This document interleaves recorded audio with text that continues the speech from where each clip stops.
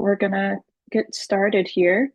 This is the kickoff webinar for the Spring 2026 Lawns to Legumes grant cohort. If you're here, that means that you received a Lawns to Legumes pollinator habitat grant for this spring. We're really excited to be working with all of you this year and creating a little more beauty and a little more habitat for our pollinators in this state of Minnesota. Um, just a little housekeeping before we get into things. There is a closed captioning option. If you do need that, you can click the closed captioning option in your settings. If you have questions throughout this session, we'll be using the Q&A feature that is located as a button on the bottom of your screen. So you can click on the Q&A button, type your question in there and hit send. You can also view other people's questions and upvote questions by clicking the thumbs up icon, and that will help us prioritize the most popular questions.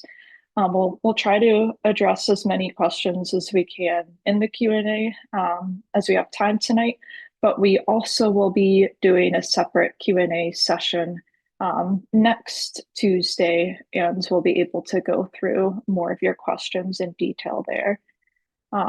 Also, if you do have to leave early tonight, we are recording this webinar and we will be posting it on the grantee guide on bluethumb.org, and we will also be emailing it to you.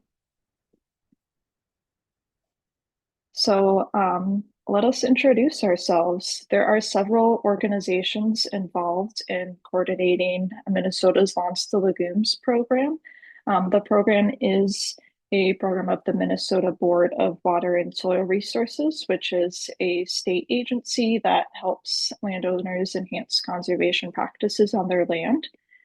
And then the Board of Water and Soil Resources works with Blue Thumb to help manage this individual support program.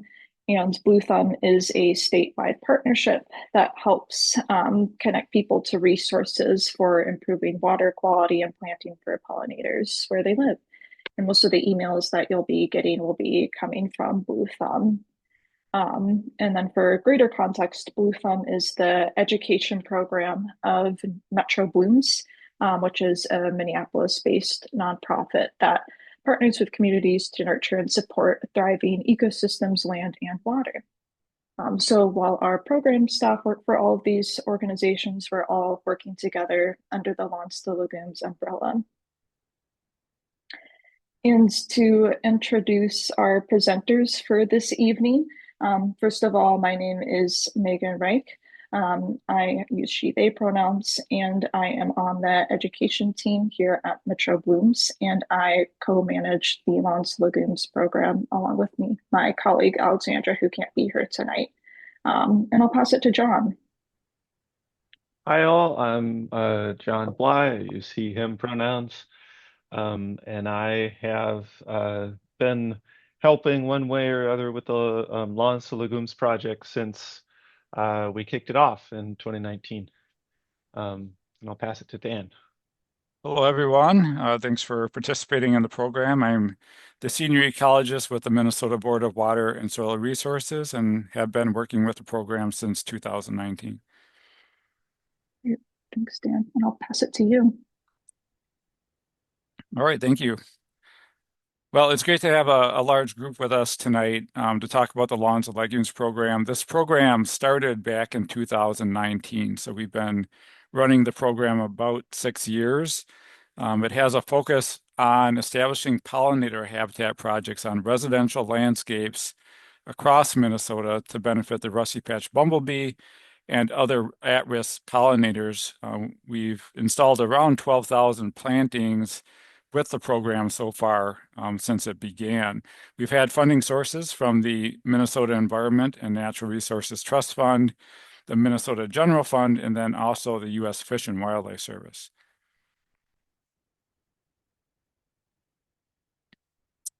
Right from the beginning of the program, we set it up with 3 different components to maximize the benefits for pollinators.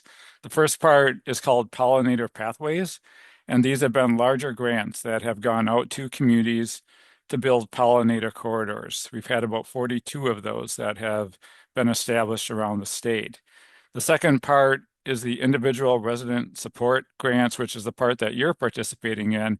These are grants of $400 to residents in addition to workshops and coaching to provide assistance. And we also have been developing many do-it-yourself resources for the program to help people with guidance and plant lists, design templates, and other resources to establish pollinator habitat. I wanted to talk a little bit about why native plants. There's many reasons that we're focused on native plants for this program. Next slide. First, there's many conservation challenges that we're facing in the state. We're seeing declines in many insect populations, and this includes pollinators that play really important roles for sustaining ecosystems and sustaining agriculture. It's estimated that around 40% of insect species in Minnesota are currently declining, and they're the base of our food webs for many of these ecosystems. So birds and other species are relying on these insect populations. So these native plants play a really important role in supporting these insects. We wanted to talk a little bit about Minnesota's state bee, the rusty patch bumblebee. Its population has declined around 80% over the last 20 years, so really rapid declines. We have around 500 species of native bees in Minnesota, and we think many others are having significant declines as well. This species was listed as an endangered species in 2017 and then became Minnesota's state bee in 2019. The needs of this bee are similar to many other bees in Minnesota. They need nesting areas. This individual bee nests in the ground, needs food, blooming flowers throughout the growing season, also protection from chemicals, including insecticides and fungicides, and then connected high-quality habitat to increase forage and reproduction. And the more plantings we have within landscapes, the more protection we can provide for this species. There's many other benefits of native plants. There's a diagram on the right side of this slide that shows the really deep root systems. Some of the native prairie plants going down around 12 feet. And those root systems are adding organic content into the soil. They're improving the soil health. They're also helping water infiltrate into the ground. They create root channels for water to move into the ground. They provide food for pollinators, create wildlife habitat. Many of these native plants are very tolerant to extreme weather conditions as well and environmental changes, and they're also beautifying our neighborhoods. We wanted to make one note about cultivars and hybrids. We only reimburse for native plants with this program, so we're not reimbursing for cultivars or hybrids. In many cases, they've been genetically adapted for certain traits, for aesthetics, which decreases their benefits for pollinators. Cultivars will have an X in their name, so that's one way to identify a cultivar. And then hybrids will have, the hybrids will have an X in their name. The cultivars will have a whimsical name. And there's an example on the right side where butterfly weed, Asclepias tuberosa, is a native species, and Asclepias tuberosa is the scientific name for that species. And then on the right side is a cultivar, Cinderella butterfly flower. So it has a whimsical name, which identifies it as a cultivar. And I'll turn it back over to Megan. Thanks, Dan. We'll be going over eligible expenses more later, so don't worry if you're a little confused. Now we're going to spend some time walking through what you need to do to complete a successful pollinator habitat project and the types of projects that are available to you with the Lawns to Legumes grant. So the first step you'll need to take if you haven't already is to accept your grant award by filling out Blue Thumb's confirmation form, which is linked in your award email. If you're here watching the webinar, it means you've probably already confirmed your grant, so thank you if you already completed the first step. So in terms of planning your project, there are 5 project types that are associated with Wants Legumes that you can do with your reimbursement funding. These include pocket plantings, pollinator beneficial trees and shrubs, pollinator meadows, container gardens, and pollinator lawns. And you are more than welcome to do a combination of these different types. And we're going to do a quick overview of what each of these types are. So native pocket plantings, they are small plantings. They can come in a variety of shapes and sizes, and they can be as simple as a small garden bed in a section of your yard, or they can be a boulevard planting along your street. They can even be a rain garden or a buffer planting next to a lake, as a few examples. And a small garden is going to be enough to offer pollinator habitat throughout the year. We really like to emphasize starting small, especially if you're newer to gardening with native plants. You don't need to bite off more than you can chew. The program doesn't have a minimum size project requirement, but even something like a few feet by a few feet is a great starting point. And when many people create these small plantings, that adds up to some significant habitat creation. Pocket plantings are the most popular project type for grantees, and grantees doing this project tend to spend the bulk of their reimbursement funding on the plants themselves. Next, we have pollinator beneficial trees and shrubs. Trees and shrubs can really add another dimension to your outdoor space, and they offer many co-benefits for pollinators in the ecosystem at large. For example, many native trees can be a great early spring food source for pollinators, like queen bumblebees and other native bees that are just coming out from hibernation and looking for a food source when there's still not a lot of on-the-ground flowers blooming. Trees and shrubs can also serve as host plants and shelter for pollinators. So for a lot of moths and butterflies, their host plants are native trees and shrubs, and their caterpillars or their larval form will spend that stage of their life cycle on and under those trees. Um, Trees also provide shade, of course, for us humans, and they can provide beautiful color and structure in your space during the colder months. And again, with this project type, our grantees tend to spend the most on the trees themselves, just to give you a sense of what you'll be spending your reimbursement funding on. Next up is pollinator meadows, which are essentially a larger version of that native pocket planting, being more expansive areas with diverse plant species.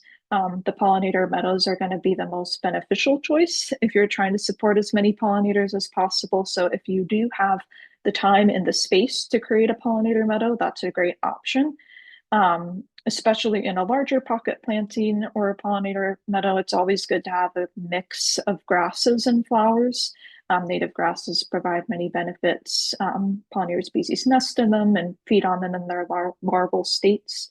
Lots of people will start pollinator meadow projects from seed, or you can always start with a pocket garden this spring and gradually add to it over the seasons and eventually create a meadow that takes up your full outdoor space. And ultimately, we recommend selecting a project type that will meet your needs and your desires for your yard while also supporting as many pollinator species as possible. So again, it's always better to have a smaller, successful project to start with than a bigger project that you'll be unable to finish or maintain. And folks doing pollinator meadow projects will tend to spend the most of their time on site prep. So clearing out the weeds and in existing vegetation is going to be the biggest cost for this project type. Next, we have container gardens, which are a great smaller scale option, especially if you live in an apartment and don't have the traditional yard or outdoor space for a garden. You can still help pollinators on your patio or your balcony by planting native plants in pots. And native container plantings, if you choose the right plants, they can thrive for years with the proper care. The biggest expense for these project types we found tends to be the containers and the soil. And those are reimbursable expenses as well, and we'll get into that later. Lastly, we have pollinator lawns. So pollinator lawns are essentially a mix of low-growing fescues, which is a type of grass, as well as pollinator beneficial flowering species. Fescues are more deep-rooted compared to your typical turf grass, and they require less watering and mowing once established. So they're a great sustainable switch. A pollinator lawn could be a good option for you if you have a section of your yard that you know that you're still gonna have a little bit of traffic on it, or if you just don't want taller plants in your yard. And the biggest expense for this project type is going to be site prep. So a big part of planning your project is considering what Minnesota native plant species you'll be planting. And the key to successful selection is choosing the plants that are going to thrive in the specific environmental conditions of your yard. That being said, Minnesota native plants are adapted to live here. They are quite resilient, but you still want to be asking those questions of how much sunlight do you get in your outdoor space? Some native plants thrive in full sun, so 6+ hours a day, while others thrive in part sun, 3 to 6 hours, or shady conditions, getting less than 3 hours of sun a day. So observing your space, which is a great thing to do in the winter months, and assessing the sunlight levels. Another question to ask is what is the general soil moisture in your site? So do you typically have dry soil, medium, or moist? And you can figure that out by just when it's not snowing, sticking your finger down like an inch in the ground, not right after the rain, but kind of on a typical dry day, and seeing what you feel there. And then the next bullet point is really important, which is having flowers that are going to be blooming throughout the growing season. So having a mix of some native flowers that would bloom in the spring, in the summer, and into the fall, so that our pollinator species have food and resources available to them throughout the year in your planting. A lot of our native plants in Minnesota and our blooming prairie species bloom in the summer, so that's usually not hard to find. But you do have to be intentional about thinking about what early blooming spring flowers you want to incorporate, and also looking at the tail end in the fall. And we'll go over some resources for looking up and getting familiar with Minnesota native plants, but just one to be aware of right away is we have a tool called our plant finder on bluethumb.org. And that's really handy for plugging in your sun conditions, the time of year, even things like your plant colors that you want to see, and getting a customized list of recommendations. And then last general consideration for planning is the design and layout of your garden. So this is where you can get creative when it comes to layout and where to plant your plants. Again, as I mentioned earlier, it's great to go for a mixture of blooming flowers, grasses, and shrubs too, if you'd like. Taller native plants will sometimes get a little floppy, so providing structure with grasses can help with that, as well as sedges, which are kind of a low growing, more clumping grass type plant that makes them a good fit. You can think about keeping species together in groups as well to make it easier to identify them. So you can plant in clumps of threes or fives. And that also actually makes it easier for pollinators when they're looking for the specific flowers that they're able to or that they want to um, get nectar and pollen from. Um, Also, you can think about the height in terms of putting shorter plants in the front of whatever you're planting is. Our designers at Metro Blooms like to compare it to a family photo where you're putting shorter people in the front and taller people in the back so that we can see everybody's smiling faces. And if you're wanting a bit more guidance, we have a lot of different sample design templates that are available on bluethumb.org on the resources page. So those can be great to go through to either follow directly or use as a general guide or inspiration. And expanding on design a little bit more, trying to be intentional about your design and making your pollinator planting look as intentional as possible helps communicate to your neighbors what you're trying to do. In some places, neighbors might have the perception that native plants look messier. However, this doesn't have to be the case.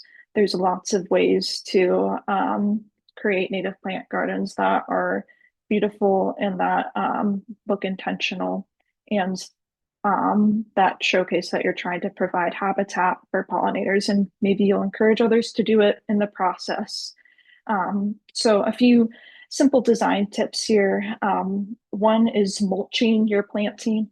Not only does this keep your planting looking neat, but it also helps your new baby plants by retaining water in the soil and suppressing weeds.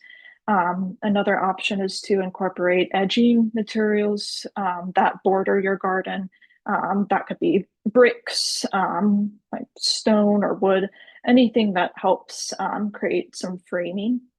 You can also think about adding plant identification tags to not only help yourself get familiar with the different species, but to educate any passersby. And all of these things we call cues of care so that people, again, know that what you're doing is intentional.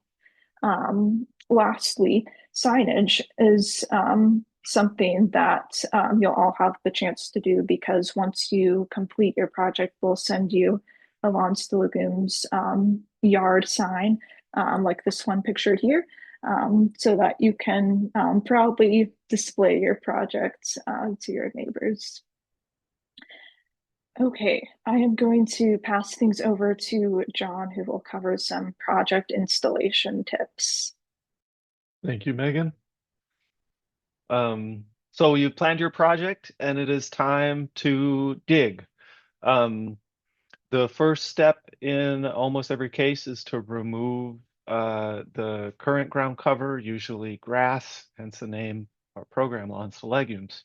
Um, if you are digging at any depth for trees or rain gardens, especially you'd want to call 811 to locate public utilities. Um, they'll come out. I think you need to give them 48 hours. They'll come out and spray where, any gas, water, etc. lines are in your yard. They will not mark private utilities, such as those if you have a detached garage and a buried electrical line leading to it. So you'll want to pay attention to that. And once the lines are marked, you want to be careful digging around them. The slide says 10 feet. Um, I'll say we install things closer, but we are careful when we are digging anywhere closer to those lines. And then if you're planting anything in a boulevard between the sidewalk and the street or just along a street, you'll want to check if your city has any height restrictions. Many cities do for safety reasons to make sure that cars driving by can see small children running down the sidewalk, maybe going to enter the street or anything. So talking about removing sod, the classic way is just with the sod kicker. You can rent one of these from a lot of local hardware stores for 10 or 15 bucks for the day. It's a good workout for the legs. Um, there's also a mechanized version that's pretty heavy duty and is but if you're removing a lot of sod, you could look into that. However you do it, you get the sod out of there. You want to turn, loosen, and rake the soil. You don't need to till it. Just make sure that it's loose enough you'll be able to put some plants in. And then you'll want to apply mulch on top. We recommend double shredded hardwood mulch as it stays in place. It's very fibrous, locks together. And once you've mulched, then you'll plant. Um, Another way to prepare a site, specifically, yeah, especially for a pocket planting, would be sheet mulching. Um, and to do that, you want to source a bunch of cardboard that doesn't have plastic tape or the really sheeny colored ink on it, just like the classic brown stuff. Um, you want to, figure out where your bed is, cut whatever's growing there as short as possible, and then cover it with the cardboard. Um, a few layers is best. You want to thoroughly soak the cardboard so that it kind of conforms to the shape of the ground and stays there. And then you'll want to cover that with compost and mulch. Um, Give it a little time if you can between that and planting. To help smother what's growing underneath. But then you can put little holes in it to put your plants when you're ready to plant. Be sure to plant through the cardboard into the soil. Um, Speaking of planting, we want to be sure that you are buying native plants. We can only reimburse you for native plants. Every cohort we turn down many grantees who have purchased plants that are not native. Um, so please be diligent and be sure to check that the plants you're buying are native. You can do that by looking up information on Minnesota wildflowers.info or the USDA plants database. These are linked in our grantee guide. We have a little handout to help guide you through how to spot a cultivar or nativar. Um, and we do recommend that you choose vendors from our native plant nurseries and retailers page. You are allowed to buy plants from beyond that page. This is not a restrictive list, but these are nurseries and retailers that we have worked with, that we are sure that if you go to them and you say, I'm looking for Minnesota native plants, they will get them to you. They'll give a receipt to you that we can reimburse easily, and it saves everyone a good chunk of time and worry. So wherever you go, please do save your receipts because we do need those to reimburse you. Um, so we will not go through in depth on how to install every one of the projects we talked about. We have our own webinars for that coming up in the next weeks, but we will just really quickly give you a sense of what it takes in the next few slides. The first thing to know is that it's February now. Even if this heat wave continues a little longer, you do not want to be planting now. We want to wait until soil temperatures are at 50 degrees. That's usually not before early May. When you see dandelions flowering, it's a good sign that you can start your projects. Really mid to late May through early June is a great time to get plants in the ground while the ground's still warming up and before the summer heat. Hopefully some spring rains helps get them established. If you're excited and you can't wait, pre-ordering your plants and or planning your project now is a great use of this time and energy that you have. If you can't get to plants in the ground by early June and you're planting later in the season, just be sure that you are watering your plants enough. We recommend at least 1 inch a week of water, whether that comes from the sky or your hose or wherever else. So our first project type is pocket plantings. These ones are great. They're highly diverse and support a lot of different pollinators, as well as other wildlife. Once you know where you're putting your garden, you want to remove the sod, turn loose and rake the soil. Do not deep till. You want to put the mulch down before you plant. That helps limit erosion as well as compaction. If you're tromping all over your new garden, you're gonna compact the soil. It's going to be harder for the plants to get established. And then before you start digging your plants in, you want to lay them all out so you have a nice even spacing and you like the look of it. Um, for trees and shrubs, you'll want to do a similar site prep to the pocket planting, but then when it comes time to digging the hole, it's going to be a much bigger hole. You want to dig the hole as deep as the root ball, but not deeper, because the roots are going to mostly go horizontal. Okay, and if you dig it too deep, then the tree's going to sink. As deep as a root ball and twice as wide, so that when you fill it with loose soil, um, the roots have a nice, easy time growing outwards and helping stabilize a tree. Um, before you get the tree into that hole, you want to straighten, cut, or remove circling roots. Those roots, if not fixed now, will continue to circle and eventually strangle the tree, and certainly limit the tree from sending roots further out and getting the resources it needs, and be easier to blow over in a windstorm, for instance. Um,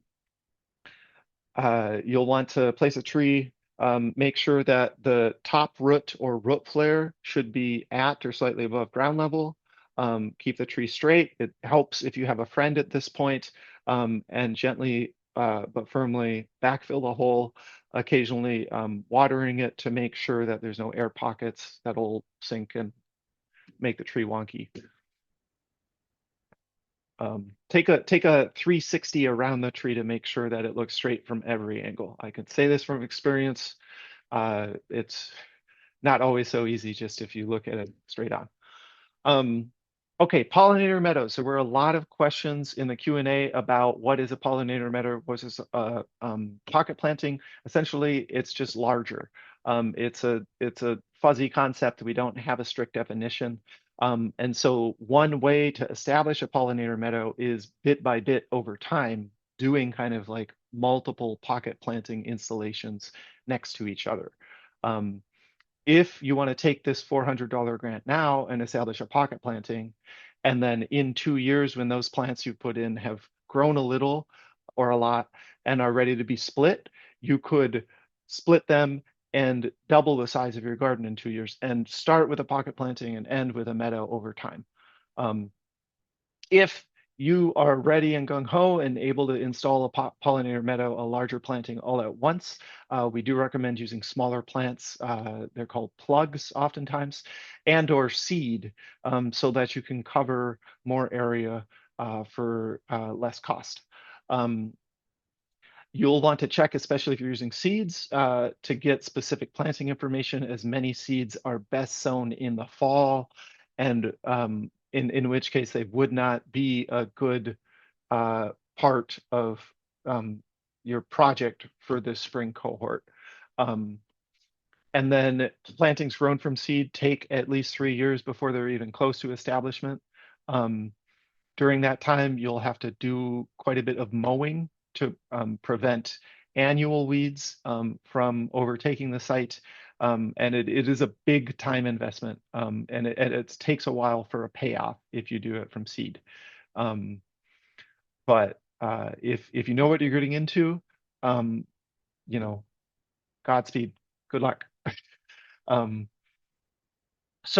then there's pollinator meadows. Pollinator lawns. If your lawn right now doesn't have a lot of highly aggressive invasive species like creeping Charlie or something in it, um, establishing a pollinator lawn can be really easy. Um, you start by mowing your lawn as short as possible to expose as much ground as you can and uh, uh, stress out the plant cover that you do have so that it gives what you're planting a little better chance of getting established. And you'll want to rake the clippings from what you mowed again to expose the soil. Um, and once the soil is exposed, um, you'll want to spread your seed. Um, uh, if you a lot of if you're not planting more grass seed, especially just the flower seeds, it's easy to spread too much all at once. And so mixing it into a bit of compost or sand and then spreading that around can be a way to help make sure that the amount of seed that you have gets more or less evenly distributed across the area that you have. After you've seeded the lawn, you want to keep it moist until your seed sprout, and then keep watering it at least weekly um, for the first season. Um, and but then certainly not fertilize it. What you're planting in these pollinator lawns uh, should need less fertilizer and less water over time as they develop deeper roots, and they can outcompete the Kentucky bluegrass and other species in a typical lawn. Um, Once it's established, you don't want to mow these plants below 3 inches. You're going to cut off a lot of the flowers that help the pollinators. Um, and grass roots typically grow about as deep as the grass grows high. And so by letting the grass grow to 3 inches, the roots get deeper and um, soak up more water, help infiltrate water in storms, and the 3 inches of cover over the ground help shade out any adventive weed seeds that might find their way into your lawn. Herbicides will kill your flowers, so you're signing up to hand weed your lawn from now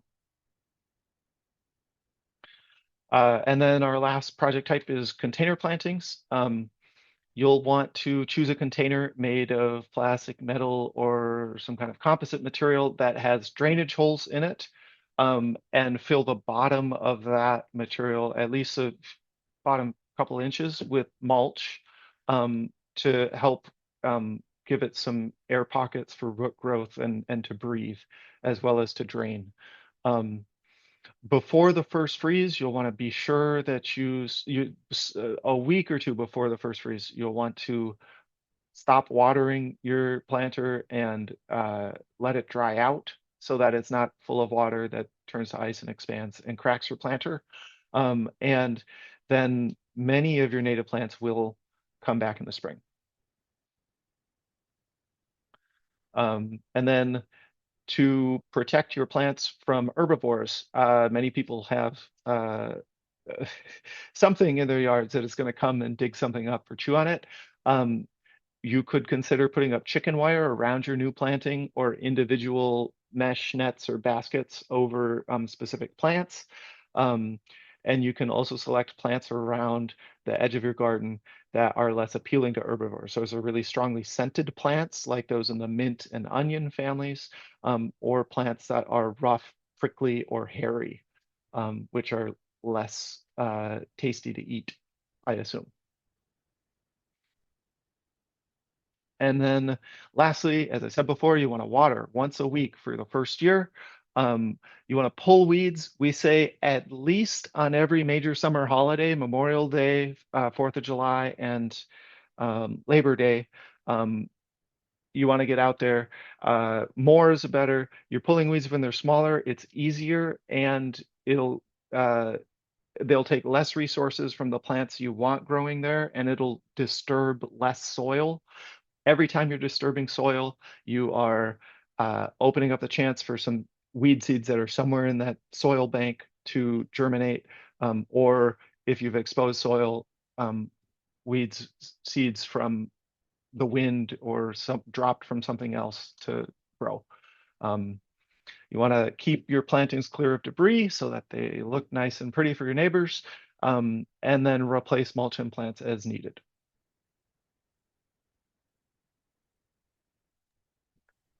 Thank you, John. So we covered a lot of information, and now we are going to review the resources that you can use online to help you with your project that go over a lot of what we talked about today and more. So the main page on our website, bluethumb.org, that will be most helpful for you throughout the grant period is called the Grantee Guide. It's in the Lawns to Legumes section of the website. This is where this recording of this webinar will be posted, and it includes important information on project deadlines and requirements for submitting your project, including what expenses are reimbursable. So when in doubt, check this page first for answers to your questions. The next important resource you'll want to refer to often is the Eligible Expenses Guide, which is linked in the Grantee Guide. And the Eligible Expenses Guide explains what plants and materials are eligible for reimbursement. Items that are not on this list are not reimbursable under the Lawns to Legumes program. So please be sure to review this guide before making purchases. We'll be going over it in more detail in the next section of this webinar. Another resource that we have mentioned already is the Minnesota Native Plant Nurseries and Retailers list on our website, which is linked on the Grantee Guide.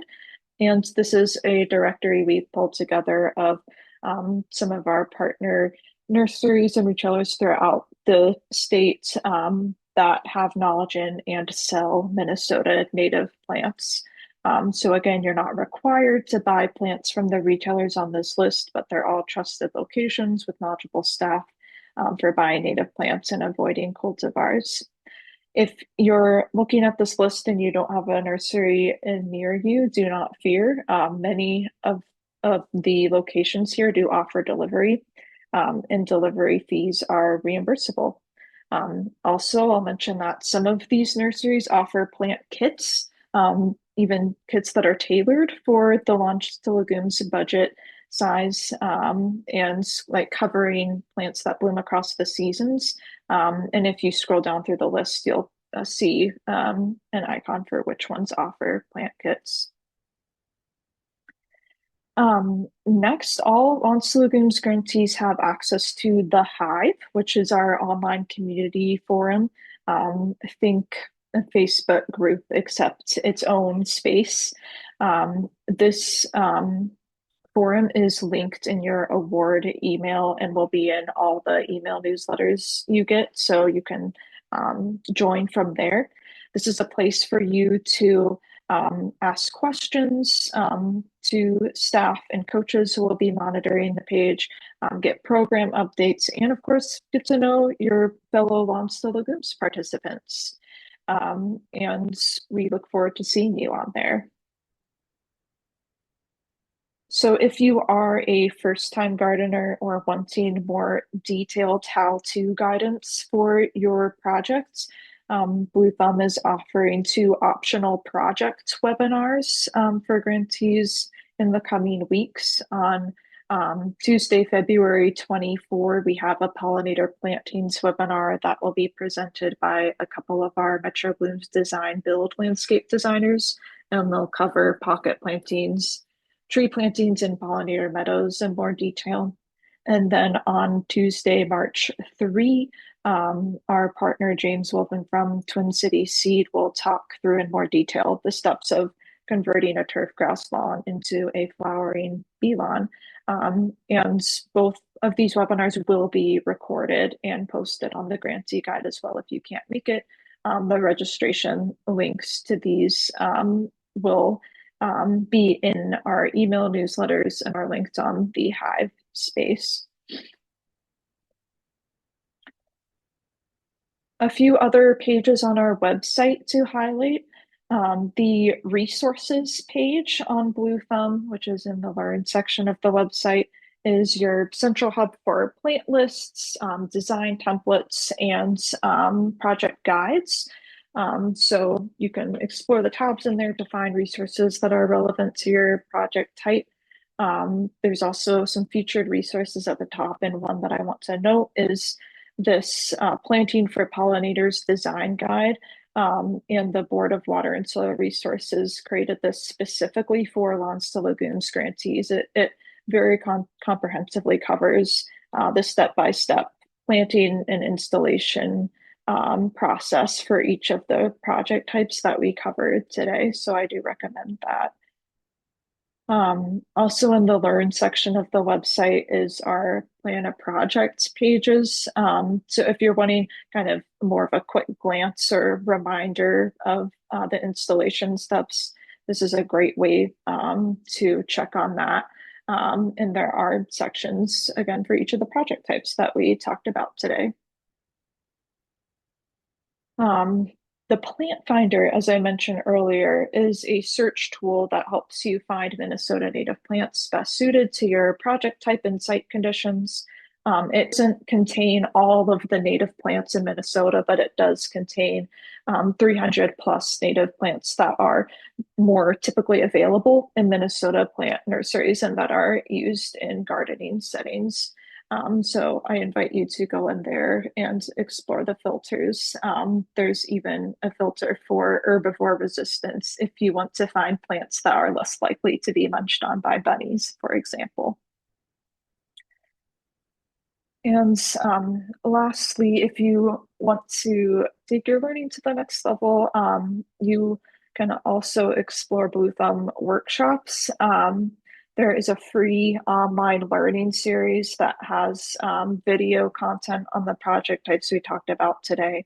And there are also in-person workshops that will be offered throughout the spring if you want to explore planting for clean water and pollinators beyond this grant. Another channel of support that the Lawns to Legumes program is able to offer you is our volunteer coaching. So we have a group of volunteer coaches. Some of them are alums of the Lawns to Legumes program. Some of them are master gardeners. And all of them are here to provide a little extra insight into working on your project. So in mid-February, we will be sharing an optional coach request form that will be sent via Submittable, which is where you filled out your confirmation form. If you would like to be matched with a volunteer coach, please fill that out. We do have a limited number of coaches. We don't have enough coaches to be matched with everybody. So we really encourage grantees who are either first-time gardeners or just don't have much experience gardening with native perennials to fill that out if they feel that need. Then after you fill out that form within the coming weeks, we will be working on matching you. If we do have enough coaches, your coach will be connecting with you via phone or email, whatever you note in the form. So if you did no email, just be sure to keep checking your spam folder because sometimes those emails do get lost. And coaches are able to provide about 2 to 3 hours with you virtually to help guide you through planning a project. So talking through on phone or Zoom to learn more about what specific challenges you're dealing with, what questions you have, and helping you get success out of your project. Okay, so switching gears now, we talked about planning your project, installing your project, resources to help, and now we're going to talk about the final step, which is after you complete your project, you will be submitting what's called your reimbursement request. And this is a report of your project as well as um, a, you'll be submitting your receipts so that we can send you that reimbursement, and you can get that funding back to you. So there are four main things that you'll need to submit a reimbursement request. Um, Actually, sorry, switching to order. So submitting your reimbursement request, as I said, after your project is fully installed. And just to reiterate, you can be reimbursed up to $400 for eligible expenses. The reimbursement request form will be open for spring grantees at the beginning of May, I think May 1st. You'll be notified by email with a link to the form, which again will be connected to your submittable account. Okay, now to the part that I jumped ahead to. There are four main things that you'll need to submit for your reimbursement request. One is itemized receipts of the project purchases you made that you would like reimbursement for. Next is before and after photos of your project area. You'll need to know the approximate size of your project in square feet or acres, and you'll also need to track the number of hours that you have spent on your project, as well as the total spending amount.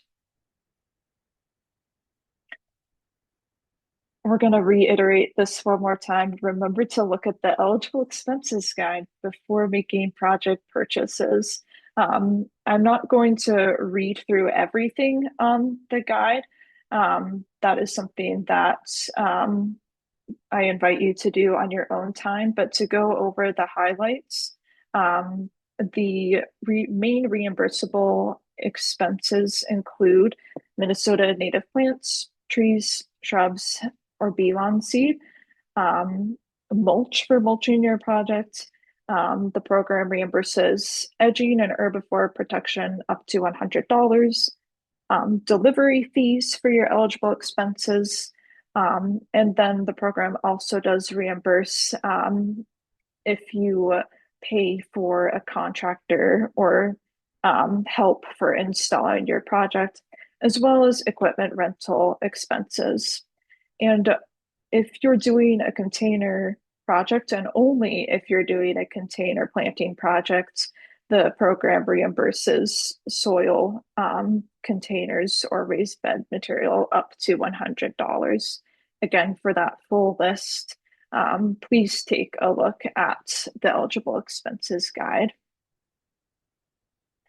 And then again, to confirm whether a plant is native to Minnesota or not, there are three great tools that you can use. All of these are linked on the grantee guide.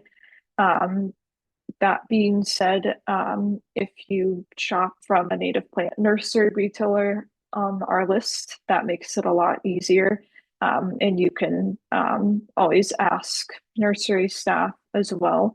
But when you're doing research, figuring out what plants to purchase, and you come across one and you're not sure whether it's native to our state, these are three great tools that you can use to confirm that.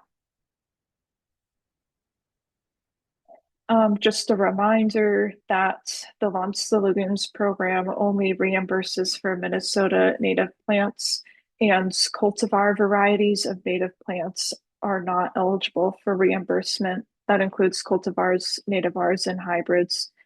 There are a few exceptions that are noted in the eligible expenses guide. We have a native plants versus cultivars handout that's linked on the grantee guide and the eligible expenses guide that has tips for telling them apart and a little practice sheet.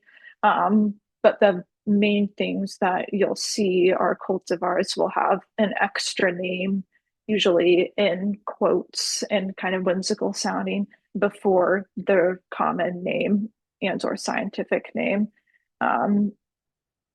We recommend you shop from a nursery knowledgeable in native plants and ask staff for help. And if you're like stumped about a plant, you can also email our L2L helpline email. And that is an email that us program staff monitor, and we're happy to answer any questions that you have. The email address for that is L2, the number 2, L2lhealth@bluethumb.org, and that email is on our website and in all of our email newsletters as well.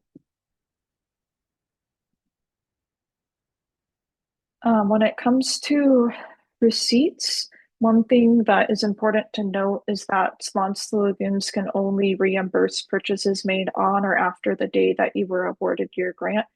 So some of you received an email on January 13th, some of you received an email on January 28th. If you um, are were wanting to get something reimbursed that you purchased before you got the award, and unfortunately, you cannot.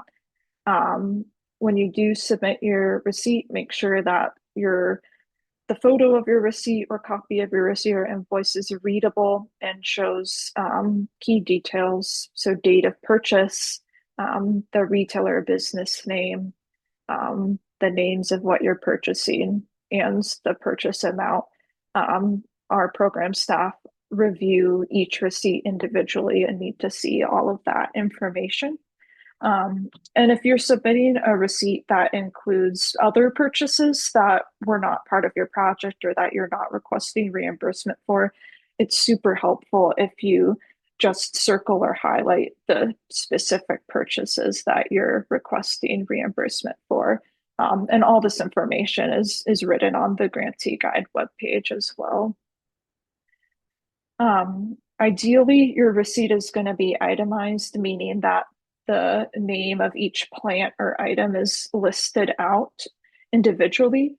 And that helps our program staff verify that the purchases you are making are eligible and that the plants you're purchasing are native to Minnesota.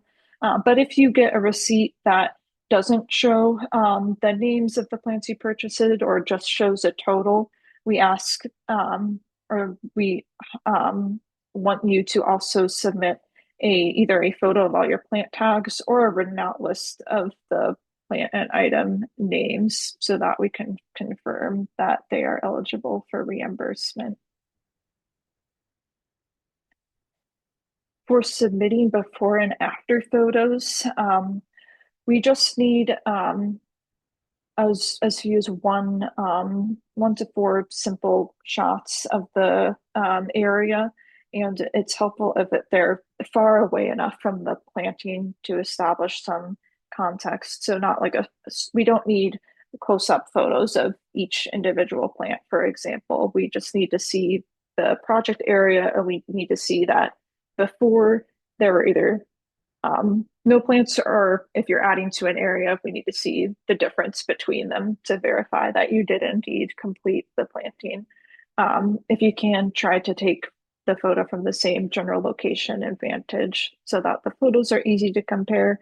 And it's okay if your after photo doesn't look beautiful yet. We recognize that it's going to be a bunch of little plugs that aren't flowering, or if you did a seeded area, we're not going to be able to necessarily see each individual seed, of course. We just, again, need to be able to verify that the components of your project you're asking to be reimbursed for are shown in that after photo, with plants fully planted in the ground or seeds sown on the ground. You'll also be sharing the amount of time that you spent on your project and your spending. So it helps if you track your expenses as you go. We do have a project expense tracker spreadsheet if you want a template to use. That's linked on the grantee guide. And you'll be reporting your total expenses, including any expenses beyond the amount you request reimbursement for, in your reimbursement request form. And that just helps us demonstrate the many outcomes of the Lawns to Legumes program. In terms of time, your requirement is that you spend at least 2 hours of time on your project. This is very doable. It includes the time spent watching this webinar, so you're already halfway there. And then you'll need to share the total number of hours you spent on your project. We looked back and calculated an approximate average amount of time our previous grantees have spent on projects, and it's usually 15 plus. So just know that this is a time commitment, and it's great to start planning now so that you're not left scrambling in late June or early July. That being said, you can easily do it in a weekend. You can choose to savor the experience and like slowly purchase your plants over the season. So it's about whatever experience you want to get out of it. But um, just know that that's usually our typical time commitment over the course of the season for our grantees. So when you filled out your grant confirmation form, or if you haven't yet, you saw a list of participant commitments and you checked off, I agree, or I understand to all of those. You can refer back to them. They're linked on the grantee guide. But just to go over and highlight a few of them, these are all actions that are strongly encouraged but not required. Um, Try to source your native plants from within about 200 miles of your location, keeping in mind that sourcing plants that are grown in your area are more adapted and able to thrive in your area. Um, that being said, if you don't live near a nursery and you choose to order, that's fine too. Um, if you can verify that your plants are grown without systemic pesticides such as neonicotinoids, that's something that you can ask the nursery or retailer, and they should be able to give you an answer because we're doing this for the pollinators, and we want to be planting plants that are not going to be harming pollinators and wildlife. Um, and then another action that's very much strongly encouraged is following through with that project maintenance. So, watering about 1 inch of water a week and weeding at least a few times in the season so that your project can be successful in the long run. When it comes to native perennial gardens, the more initial care you put into it, the more successful it's going to be in the long run and the less time you'll have to spend on maintenance in future years. It takes about 3 years typically for a native plant garden to become fully established. So just think about it as a long-term investment in that way. And if you're wanting some more maintenance tips beyond what we shared today, we will be going over more in the pollinator plantings webinar in a couple of weeks. Um, I recognize that we're a few minutes over time, so I apologize for that, but we're just going to go over our project timeline and then a few final reminders. If you do have to hop off, we'll be posting this recording on the grantee guide, and all that information will be there. But just to remind you of the optional webinars we have coming up in the next few weeks. I see that we're getting lots of questions in the Q&A, which is great. We'll be going over those questions there. And if you have any questions that you would like to be answered that you don't put in the Q&A today, you can email the L2L helpline and we'll either get back to you there or um, we may share it in the webinar as well. And we'll be sharing the email again at the end of this webinar. And then we have those project webinars coming up on February 24th and March 3rd. All of these webinars will be recorded again and put on the grantee guide. That coach interest survey will go out in mid-February. And then the big date to keep in mind is July 15, 2026. That's your final project deadline.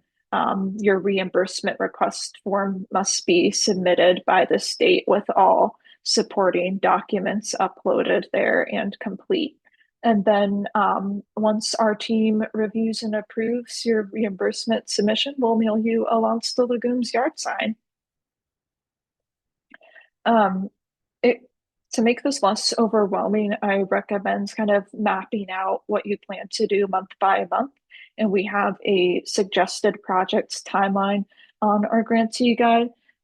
We also have just a one-pager checklist if you want to print it out and stick it on your fridge. That kind of goes over the main points we covered in this webinar, and that is on the grantee guide as well. So here's that Launch the Legumes helpline one more time. I will say before you submit a question, go ahead and check our FAQ that's at the bottom of the grantee guide. We've been compiling frequently asked questions there through since the program's start. So your question may have already been answered there. When in doubt, there are multiple places to get help. We recommend first going to the grantee guide and checking what's there with the FAQ. If you're not seeing what you need, then go on over to the Hive and put your question in there. We monitor the Hive daily, and some of our volunteer coaches are also there as well, and they provide great expertise and perspective. And then lastly, we have our Launch the Legumes helpline email if you need to contact program staff directly. Thank you so much for spending your evening with us. I I know it was a lot of information, but ultimately we want this to be a fun and joyful experience for you, a way to connect to your family, your friends, and your neighbors, and create a little more beauty, a little more resilience in this world, which is so important right now in our Minnesota communities. Together, we're all part of a movement to protect pollinators here in Minnesota and also beyond. So we're excited to see the projects that you'll be creating. I hope that you enjoy the planting season. Spring is almost here. And I hope you have a good rest of your evening tonight. Thank you, everybody.